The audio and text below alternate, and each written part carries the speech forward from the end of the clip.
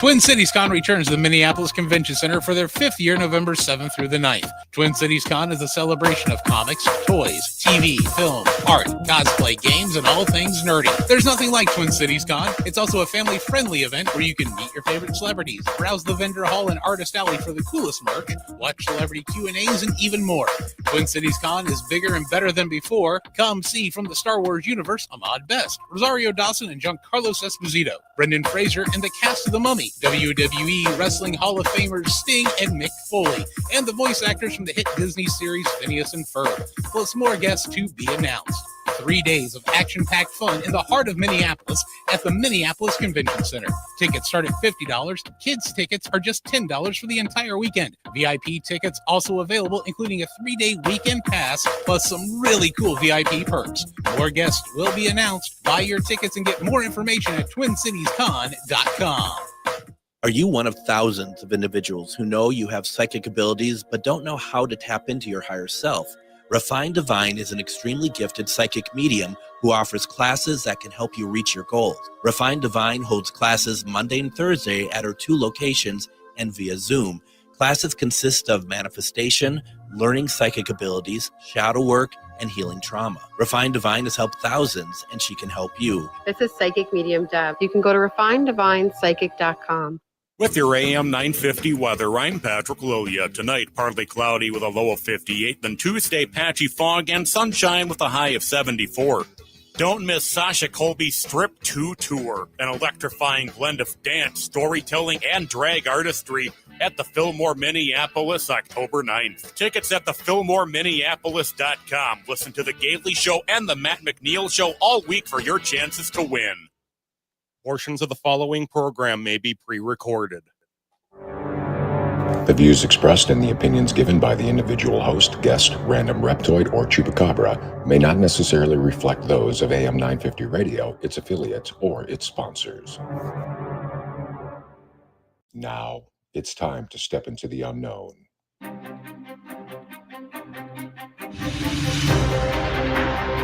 There are things people experience but never talk about. A shadow moving in the corner, flickering of the lights, a disembodied voice. We invite you to talk with us.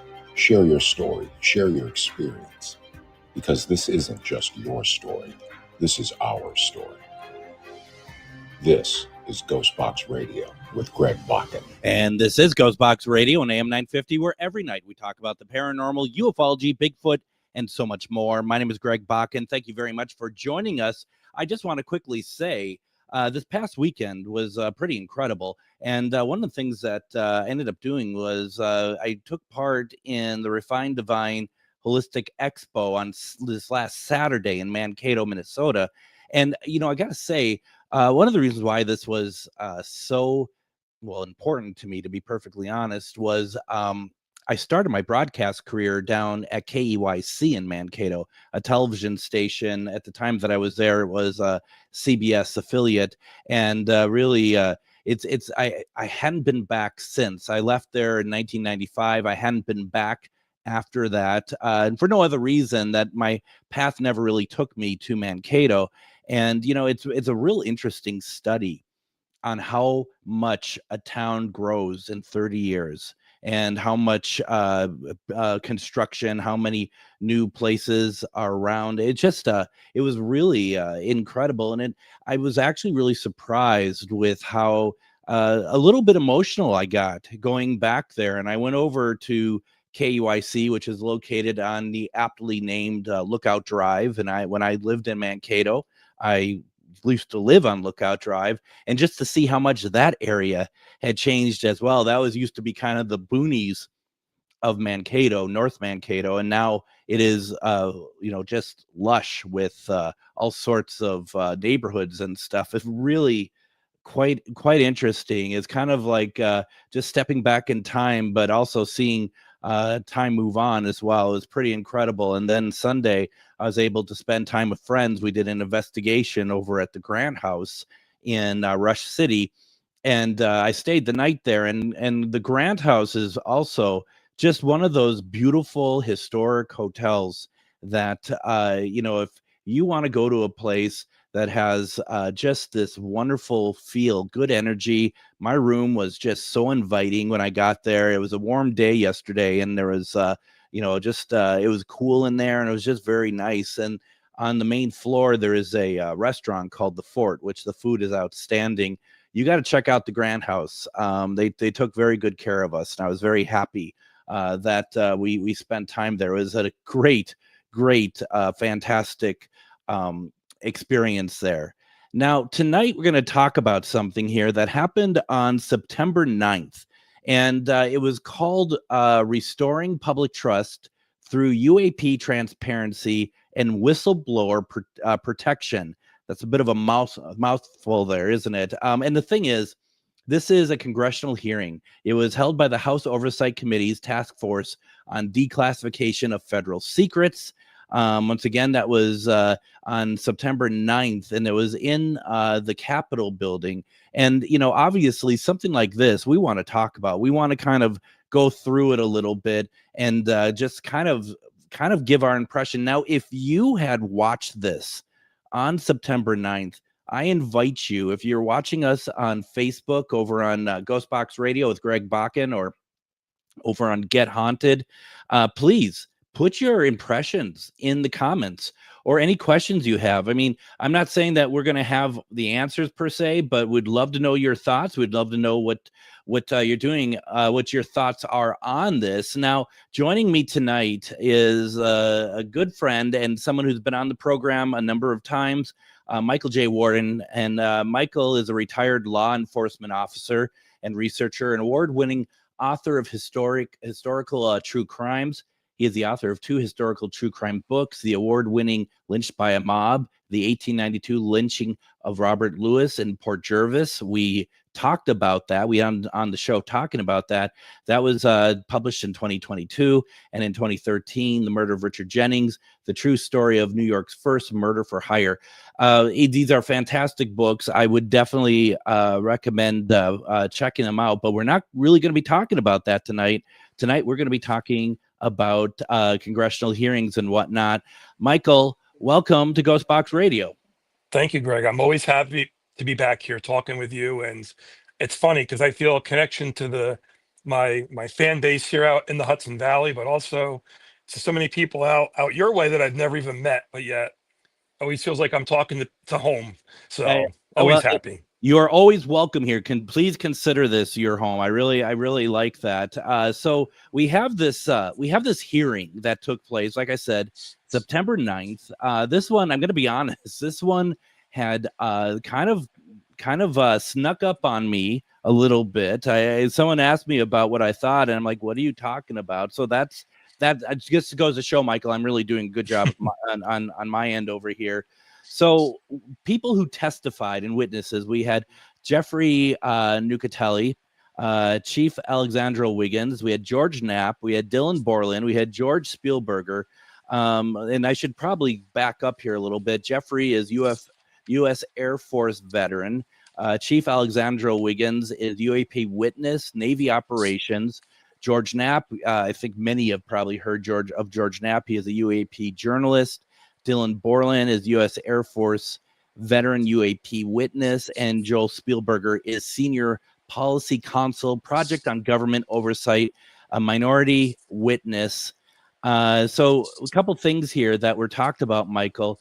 The transparency and disclosure, whistleblower protection, safety and national security, data and evidence quality. One of the things that I find on here that we really keep talking about is, number one, protection of whistleblowers, which is very important. And I'm coming from a point. I'm coming from a place that if we don't protect whistleblowers when it comes to UAP, they're not going to feel that they are comfortable to be able to share anything or be able to speak out. But you and I kind of talked a little bit before the start of the program. For folks, Michael is a retired law enforcement officer. He's been privy to many things over the years. When it comes to leaking out information, just in general, what's your stance on that? Just what based on that, you have to take oaths, you have to make promises, and people are whistleblowing what is, very much government secrets and government, government plans. What are your thoughts on whistleblowing in this case? So I'm going to walk a very fine line here, as maybe a lot of people don't know yet. I actually unretired. Well, I came out of retirement partially as now a deputy police chief. Oh, So yeah, I kind of I can't stay retired, Greg. I don't know what my problem is. no, every time you get out, they pull you back in. I mean, that's clearly So what's going on here. so I do walk a slight fine line with ethics and credibility and issues. But I think there was a quote from that I pulled when I was looking through some of the transcripts over this weekend, and it was a quote from Joseph Spielberger, who, as you mentioned, was one of the minority witness. And I thought his quote was good: as whistleblowers are a crucial first line of defense against wrongdoing. Ultimately, blowing the whistle comes at great personal risk. Whistleblowers risk losing their jobs, careers, livelihoods, and reputations. And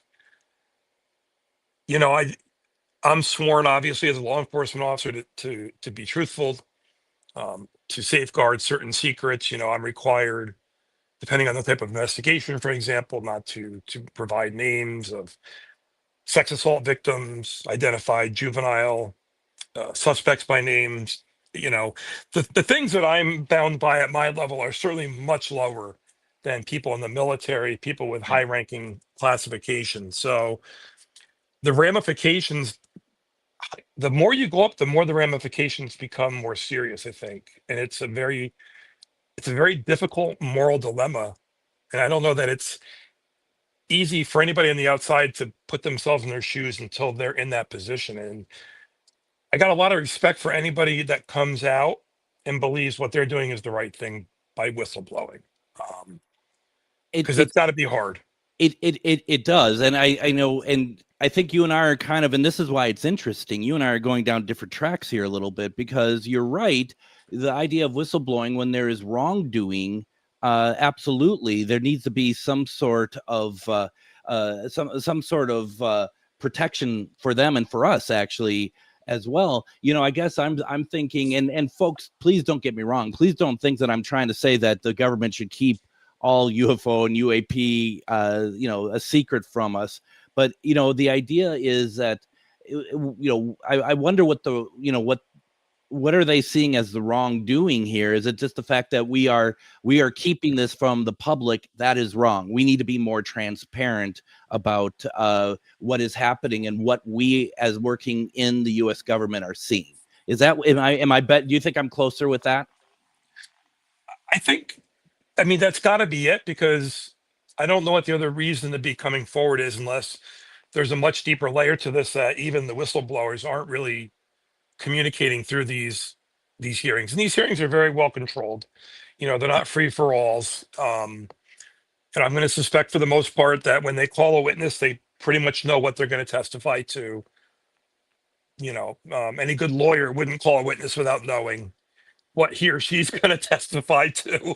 And I'm sure it's not much different at the congressional level, especially when you're talking about the UAP subject, which has been, a big buzzword since a year or two ago, when they held the really big hearings. And all of a sudden the government's acknowledging there's things in the sky that they can't explain. I will tell you, I had a call from a friend over the weekend, because I hadn't really seen these when they were on, much like you. They kind of, right. Hey, when did I miss this? Yeah. And, I had started watching them. I was reading quotes, and a friend called who's in the UFOs and was like, what do you think about this? And I said, well, it's interesting, the whistleblower issue. And they're like, they had an interesting take on it. They said, it's more like dog whistling. And I asked, what do you mean by dog whistling? Yeah. So, their opinion was, this is all part of the same government cover-up. These are just dog whistles to make everybody think there's more transparency being offered than there really is. The old, hey, look, there's Elvis, look over there. Yes. Just don't look over here. Yeah. So I hadn't looked at it like that. I was trying to be a little more optimistic. Perhaps a lifetime spent in government employee should have been a little less so. But, so I don't know. Are these whistleblowers, or are they dog whistleblowers, It's so interesting that you say that, because that is one of the things that always in the back of my mind as well. And I don't know, I've had Erica Lukes on the program, and she's been on Ancient Mysteries and other programs, but her specialty is UFOs and UAPs. And I remember bringing her on the very day that the first hearings took place. I think it was like July 12th or the week after in 2023. And I'm like, what do you think of these? Thinking that she's going to be like, this is a real step forward. This is that. She's like, it's a bunch of BS. She I think she's firmly on the dog whistle blower side of it. Meanwhile, I was talking to people as well who were saying, here, in these testimonies, you have people who are confirming that there's bodies that were recovered, that there were actually ships that they could say that they had in them, and the person I was talking to is like, all that's been kind of like blown over. They didn't really talk about all that much, but it's been confirmed, and it's like, yeah, you're right. I mean, there is so much, and it's so hard because there's so many moving parts with this. Yeah. And, again, I remember back when the first hearings, July of 23, this was like, I thought initially a big step forward. There was hearings in November last year. I started to feel like maybe we're being spoon-fed a little bit, but when a good friend who's been following UFOs his whole life says, this is a dog whistle. Like, basically, what's wrong with you for even thinking this is real? And I thought, I'm a pretty smart guy, man. Now I feel a little tricked here. Well, and I was going to ask you, and this is kind of a sort of a very much a sort of not a trick question, but it may be a touchy one, because I find this a touchy one. Do you think, because I see like George Knapp on there, and George Knapp does a lot of stuff with another UFO researcher, Jeremy Corbin. And the word that other people have used about those two is that they weaponize the information about the whole idea of aliens. And do you think that having people, and feel free to tell me that you don't know enough about it or you don't want to answer or whatever, do you think that there's something about that where there are people trying to kind of weaponize and fearmonger us with some of this information as well? Yeah, I don't know enough specifically about those two to say whether or not they are, but I think that's been an undercurrent in the entire UFO field for decades. You have sort of these different camps. You have those who they just want to get to the truth. They don't want to scare people. They don't want to minimize it, but they know something's going on, and they want to either prove it's government originated, it's extraterrestrial, it's ultra terrestrial, whatever the word you want to use is. Yeah. And then there's others who, this is a giant conspiracy. The government's hiding all this technology. There's aliens that are conspiring in the government. They've been working with us for decades. How do you think we got the bombs? And I think there is fear mongering, and fear mongering sells to some extent. Yeah. But it's been like that in the paranormal field in general. Look at demonologists. There are people that run around, every bump in the night's a demon. Every ghost is a demon. What I think is even fair to say, without trying to be political about it and or talk about sides or anything, I think all sides, they use a threat of war, they use a threat of aggression, and maybe the naive side of me with this is like, okay, if you weaponize that part of it, trying to be like, well, if we don't know about it, we don't know what they can do to us, sort of thing.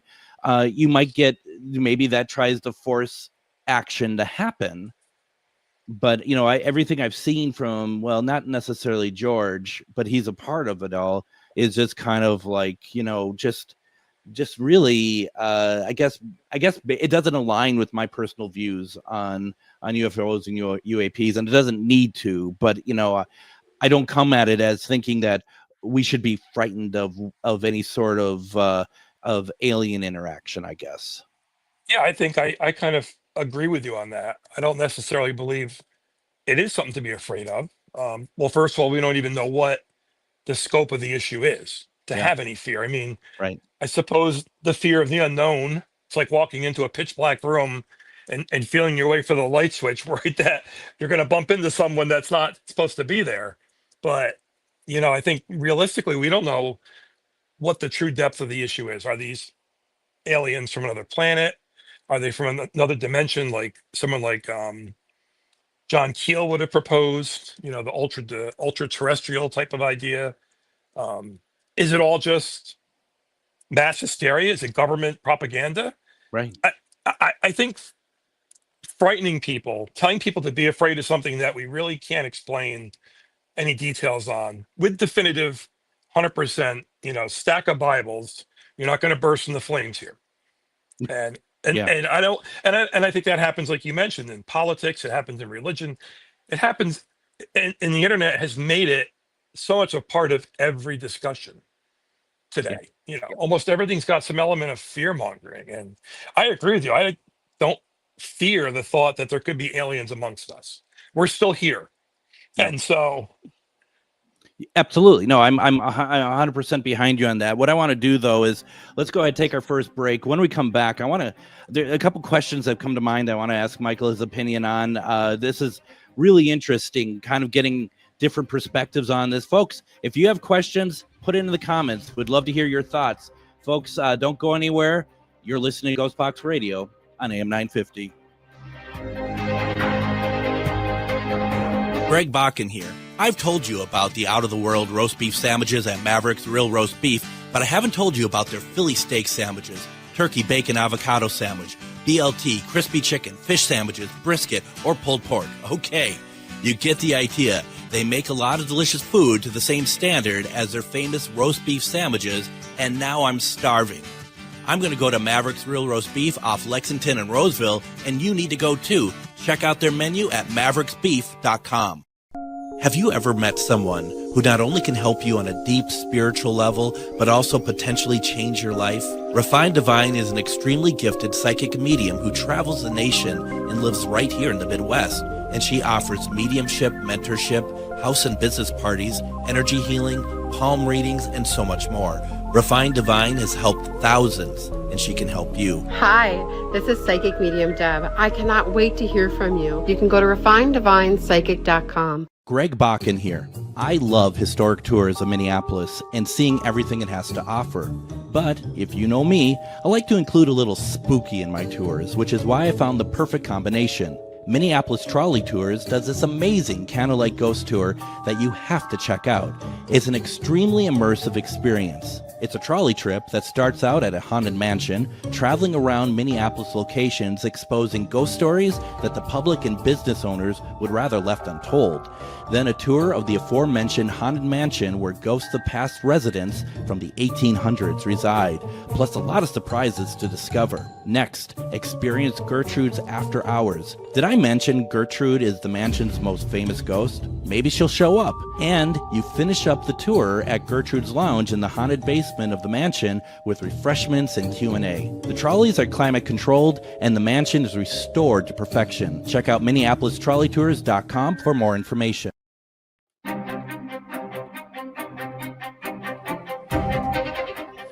And if you haven't done so yet, I would highly recommend doing one of those Minneapolis trolley tours. My goodness, there's so much to talk about with these folks. You get this wonderful tour around Minneapolis, and the stories that they have are stories, and I've lived in the Twin Cities my entire life, and the stories that they tell I've never heard before. And they don't just tell stories like someone once said this about this place. They have things that back up those stories, that back up those facts. And it's been a real pleasure to have gone on that tour a number of times. And if you haven't done so yet, we're getting into fall. It's going to be nice and cool. The actual trolley cars, they're either air conditioned or heated, whatever the weather gives. And the locations that they take you to are beautiful, but also the locations that they come from, that they start at, such as the 300 Clifton Mansion or the Pillsbury Mansion. They are incredible. Please check it out, MinneapolisTrolleyTours.com. We are talking with author Michael J Worden tonight. We are talking about this congressional hearing that took place September 9th about UAPs, also really focusing on with the whistleblowing aspect to it and protecting the whistleblowers. In fact, one of the things that was proposed during this this hearing was the UAP Whistleblower Protection Act, introduced by Representative Tim Burchett and Anna Paulina Luna. And the core aim is to provide stronger protection for federal personnel, including civilian employees, military contractors, intelligence community who disclose the use of federal taxpayer funds to evaluate or research UAP, which for those who, and I never can remember this, stands for unidentified anomalous phenomenon material. I miss the days of UFO. I'm just going to say that. Can we just call them UFOs again for a while? Honestly, I said it to Erica Lukes. I said I'm not going to call it a UAP, and she's like, "Well, you're going to be left behind, basically," and that's fair. I don't know. You and I both missed these hearings. Like I mean, you do a podcast about aliens, UFOs called UFO Headquarters, and it's still going, and folks need to go and check it out. I mean, you're up on this stuff generally. I try to be up on this stuff. Do you think the media is losing interest in this? Yeah, absolutely. And again, I go back to blaming the internet, and the internet's a blessing and a curse. Yeah. Our attention spans have gotten shorter and shorter with whatever's in the media that's popular at the moment overshadows everything else. And our algorithms feed us the same things. I swear our phones listen. I'll talk about something with my wife, and then I'll have ads pop up on Instagram and Facebook for the very thing we talked about. So I think it's just the media. I think it's interesting when they think they can run with it, and when there's other things in the news and it's been quite the news cycle lately. Without getting political, it's been crazy, and I think there's just plenty of news out there, and this has sort of lost its luster. The same luster that it had 2 years ago when it was like, whoa, the government's talking about UAPs, the government. Yeah. Like, this is unprecedented. To now it's just like, oh, well, they're holding hearings on it, but it's not exciting enough. And I suspect that has a lot to do with the name of it, basically saying it's about whistleblower protection. And, I have a feeling the fickle public is like, well, we're probably not going to learn anything new about that. We don't necessarily. I mean, it's maybe they don't necessarily not care about whistleblowers and their safety, but it's not as cool as like that first one in 2023 where they're showing the Tic Tac ship and all the stuff that people hadn't known before.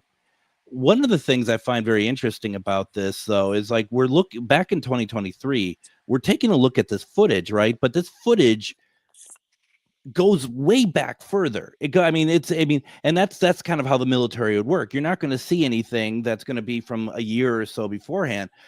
So it's like also like, what are we? Everyone is on a time delay basically, and wondering like what are we missing? What do we actually not know that even the people in the hearings probably know but can't say? Yeah, and again, we talked earlier before the break about the whole dog whistling. It's the sleight of hand. Look over here.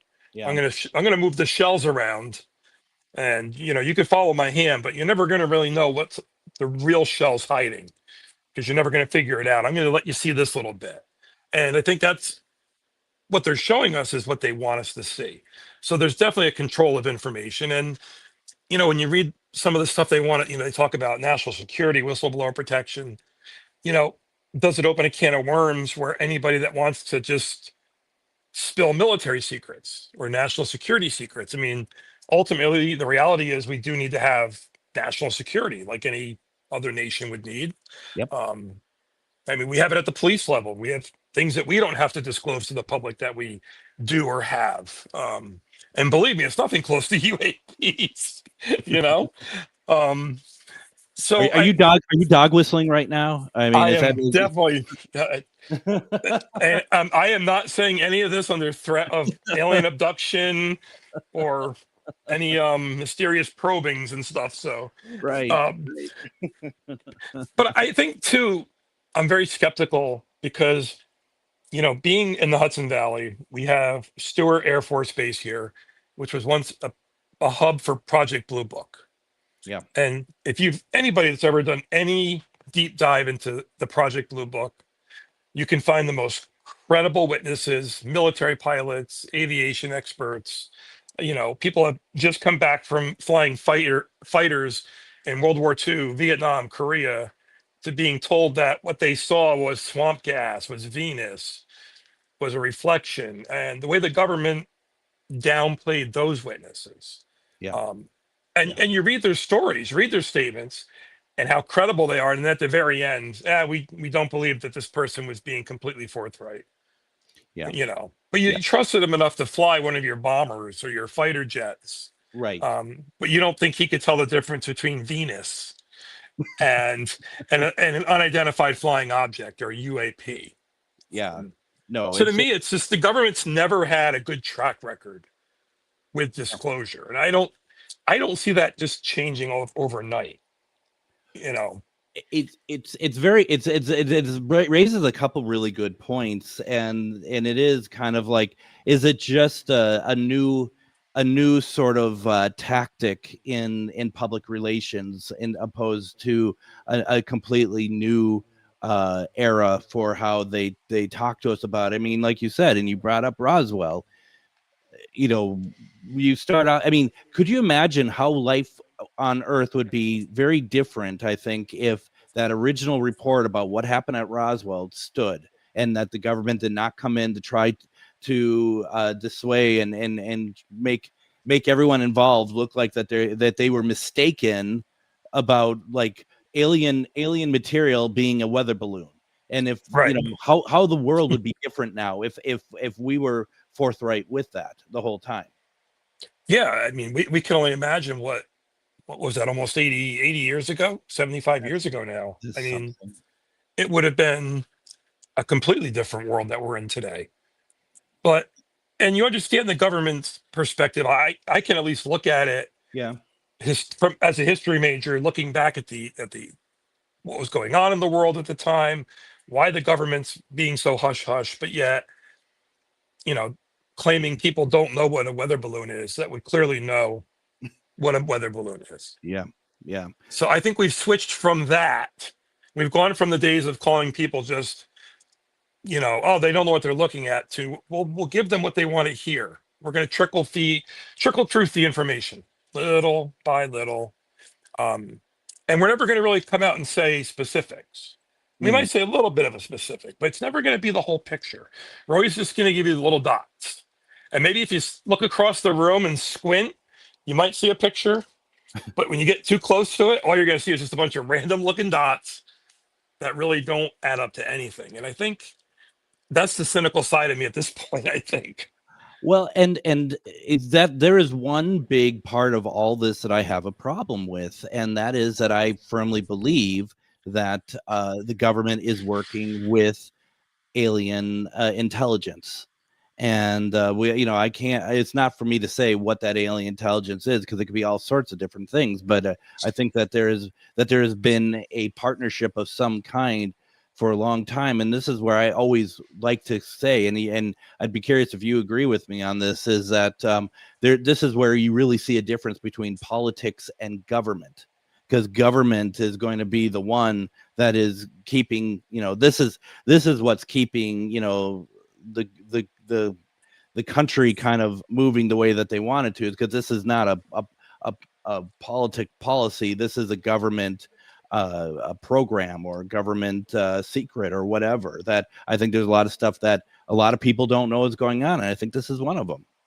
Yeah, that it reminds me of the details right now are not in front of me, so I know I'm not going to give a 100% accurate recollection of this. But when Eisenhower was president, and demanded to know what was being held with aliens, and they basically told him, he didn't have the clearance to know.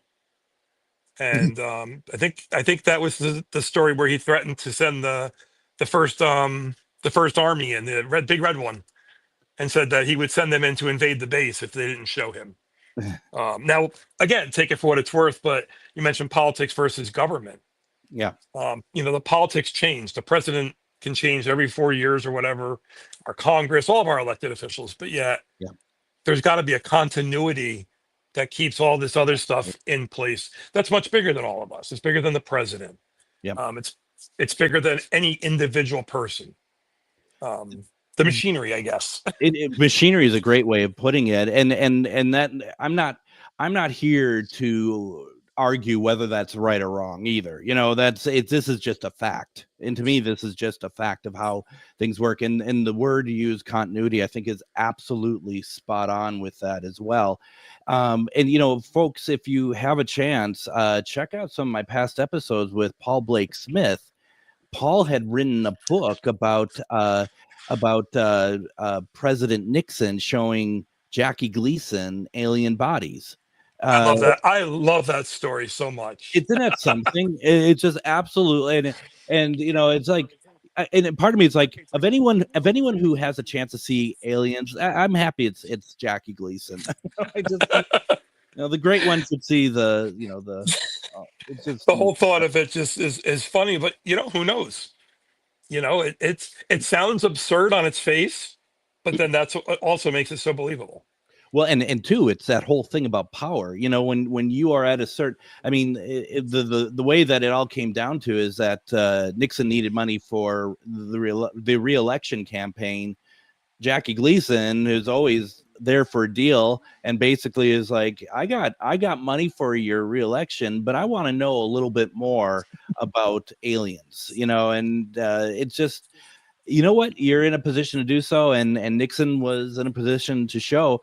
I actually have no problem believing this, quite frankly. I have no, and I think it was his wife. Well, I think it was his wife in the mid '80s, just before he died, who let that all slip. I believe so. Yes. And that's just one of those things that's like, okay. And he was so mad, but it's like, that's good. I mean, that's we need to know what's going on. It'd be interesting. Oh, sorry, go ahead. I was just gonna say, see, it's like, people like to brag over their brand new barbecue grills and stuff. If I was the president, I'm sure I'd be like, oh, come on, I gotta show you something to my friends. I got you beat. I don't care about your barbecue grill. Wait till you see what we have, Right. Shows up and flies around in his little spaceship. You couldn't. I wouldn't be able to contain that secret. They couldn't tell me, because if they asked me in a public hearing, I would look like I was guilty, written all over my face. No, there's no aliens, really. Absolutely. And it's interesting because I'm going through like notes I had about the hearing. And it's interesting because first of all, it was a very short hearing. It didn't last too long. But there, apart from the whistleblowing, we talked about that already.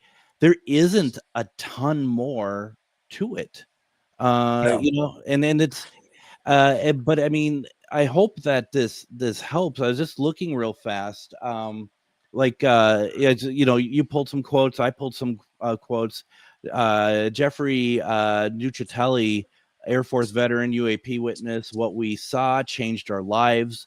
The way we think about everything, it was incredibly profound. He described personal UAP encounters on duty, and he hears encounters, plural, on duty, and emphasized how witnessing something unexplainable had lasting effects both personally and professionally. And you got to think, too, that's a really interesting sideline to that, Michael, is that whole idea of personally. And it's not about, I don't think that's about the whistleblower protection. It's what it does to you personally, I think.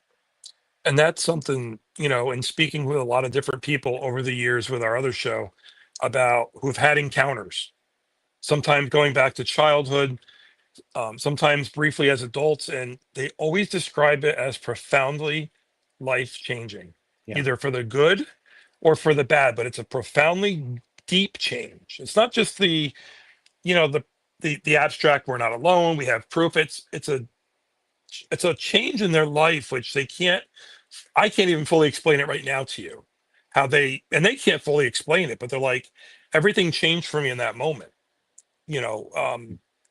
And we hear it over and over again from witnesses and people who've had very close encounters, without using that word. to jump onto things, but definitely. It's true. It's Yeah. all true. Michael, why don't we go ahead? Let's take our next break here. When we come back, we're going to continue talking about this. I want to talk about your podcast. Folks, if you have any questions, put them in the comments. This is very interesting, and I think it's worth talking about the UAP Congressional Hearings. You're listening to GhostBox Radio on AM 950.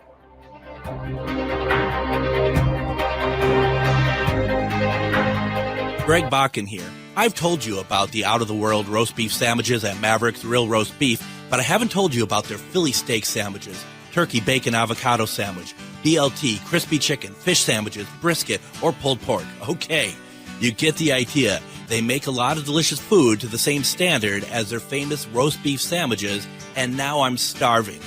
I'm going to go to Maverick's Real Roast Beef off Lexington and Roseville, and you need to go too. Check out their menu at mavericksbeef.com.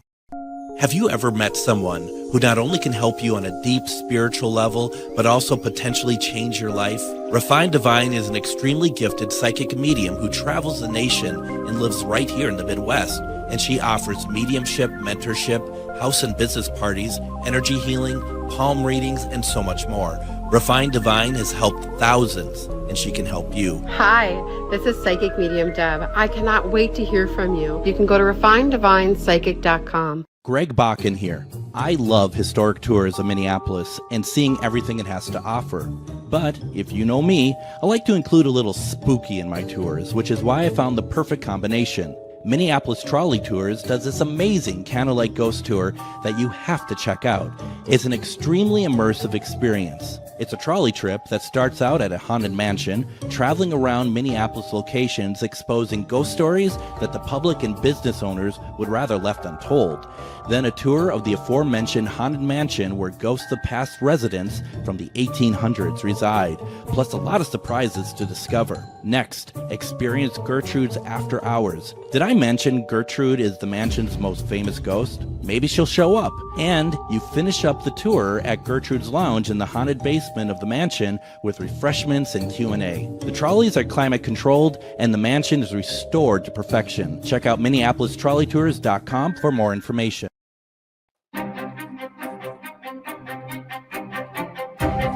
And join me tomorrow on GhostBox Radio with Greg Bakun. We are going to have on Dave Woodruff.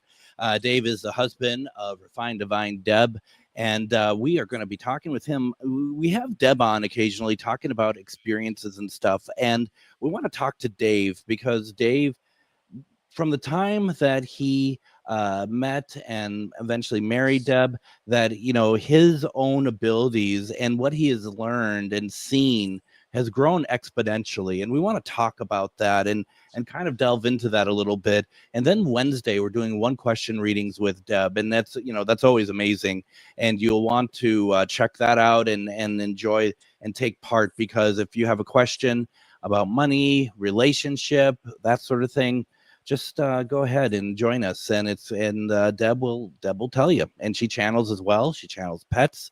You want to check it out. We are finishing up our conversation. We're talking about the most recent UAP congressional hearings. We have with us tonight author Michael J Worden. And, you know, Michael, I was thinking about this during the break. And I don't know if you've ever had any direct experience with aliens or anything. I have. I believe I have. And I don't even want to say I believe. I'm just going to own it. I have. And the question was that we talked about before going to break is the idea of how it affects you personally. And one of the things I thought about to myself, it kind of ostracizes you a little bit, because I think you don't, because I just did it. I didn't own it. I was like, well, I believe this is what happened to me. I know this is what happened to me. You have this moment of being like, am I crazy? Did I really have these moments? Did this really happen? Or am I misinterpreting everything that I connect with that? What do you think about that? Have you had direct experience? So I haven't, that I can confirm and say. I've had a couple of odd experiences that I don't feel comfortable enough saying were alien, but that I can't fully explain, and that are a big kind of a lapse in memory and a big question mark. Sure. And one was fairly recent. So, you know, but I understand like what you're explaining, the feeling is, again, I hear it so many times. Yeah. And some people, they feel that they're ostracized by friends, family, coworkers. Sometimes it's a sort of self-ostracizing, like Mhm. they're themselves are like, I don't think this happened, but it didn't happen. Almost as if they can't reconcile the event, the reality of it, with the unreality of it or the perception of it. But I wanted to mention, one of the quotes I saw was really interesting, was that from the hearings was that the truth remains hidden, classified, and silenced by fear, retaliation, stigma, and confusion. And really, that probably could sum up UFOlogy since the end of the Second World War. Yeah. Um, I remember seeing interviews with World War II vets who had seen things and encountered things. And when they were asked, well, why'd you keep quiet? And they said, well, because the government asked us to. And that's just what we did. Yep. Like, it was a sense of duty. We were told not to talk about it. And by golly, we weren't going to talk about it. And then the ones that didn't necessarily want to toe the line, they're the ones where, careers are ruined. Who wanted to speak out if you were an airline pilot, a police officer, a paid fireman, anybody, a medical professional, anybody that had a substantial livelihood that you could completely lose. Yep. With no chance of rebuilding. How many times we've spoke to people in their 70s and 80s who had experiences, back in 1950s, 1960s, who said, I could never have told you this 40, 50 years ago, 60 years ago. I would have lost my job. I would have lost my family. I would have lost everything I owned. Yeah. And I think that still, that little quote there, getting back to it, that really sums it up. There still is that fear, that stigma, the retaliatory fear, the stigma that, are you crazy? Are you making this up for attention? Are you trying to write a book, a TV show? You want to be, and also the confusion, just never really knowing what the whole truth is. Again, we get this little trickle of a hearing, and I can understand why people don't watch these. When I printed up some of the quotes today, I accidentally printed the whole news page. So I got like 20 pages of stupid internet. But I'm looking at one of the pictures, and it's all the people like on the panel. They're all sitting there in their suits. It's questions, it's answers. It's not exciting to watch. It's not like Will Smith dragging the alien in Independence Day and throwing him on the ground. That's what I want to. That's what I want to see at one of these hearings. I want to see someone walk in, burst the door open, and drop an alien in front of everybody and say, "There we go." Or at the very least, that image I created of the alien wearing a suit. Sit at the microphone. At least give us that, right? Yeah. So at least have him sit down and introduce himself and say, "Hey, I'm from such and such. How you guys doing? We've been here a while. We've been here for a while. I'm happy to finally meet some of you. Let's do some lunch or whatever." You bring up a really good point, because how much has perception changed over the years? Because you're right, back in the 40s, 50s, 60s, people were not open to the idea, I don't think, of the fact that aliens could be amongst us or easily land around us or whatever else. I like to think that we're much more open to it now, but maybe we're not. And there is still that stigma that's attached to it that people have to be careful. I do a nightly radio show. You do a weekly podcast. This is our lives. We have no problem really talking about it, but to other people, there are a lot of there are a lot of consequences that could be happening because of if they talk about what they experienced. Yeah, absolutely. I think it's gotten better. I think it's much more acceptable today for anybody, especially professionals who traditionally would have a lot to lose, to come out and say, listen, I had this experience. Yeah. I saw this happened to me. Whereas, 30 years ago, it would have been completely silenced. And being in law enforcement, I've had the opportunity over the decades to run into so many other police officers, judges, attorneys, people you would never expect who, because they know what I do, would pull me aside, and say, "Hey, I got to tell you about something." I'd be at the county court in the middle of a trial, and some lawyer would come up to me in the hallway and say, "Hey, you're Mike Worden, right? Yeah, how you doing?" He goes, "I got to talk to you about this." It's next thing you know, I'm spending 20 minutes talking to a lawyer I just met about ghosts, UFOs, and they're completely opening up. And Yeah. you could tell that for the first time, they're telling somebody who they know is believing them. Yep. Absolutely. Where, 10 minutes later, the guy might grill me on the stand about my recollection of an event. But for that 10 minutes, this guy is confiding, like, "Hey, I trust you enough to tell you about this experience." So I've actually been very blessed, I think, to be in the position I'm in and to meet the people I've met. I've just met some amazing witnesses and people that's having encounters, positive and negative. hmm So at the opening of the hearings on September 9th, Representative Anna Paulina Luna says the American people are not fragile. They do not need to be shielded like children from reality. Do you think we're there when it comes to UAP? Well, I was going to say they still have safe spaces on campuses and cry rooms, so I'm not sure about that. Sorry. I'm in my cry room right now as it happens. Well, but, that's what my pillow's for.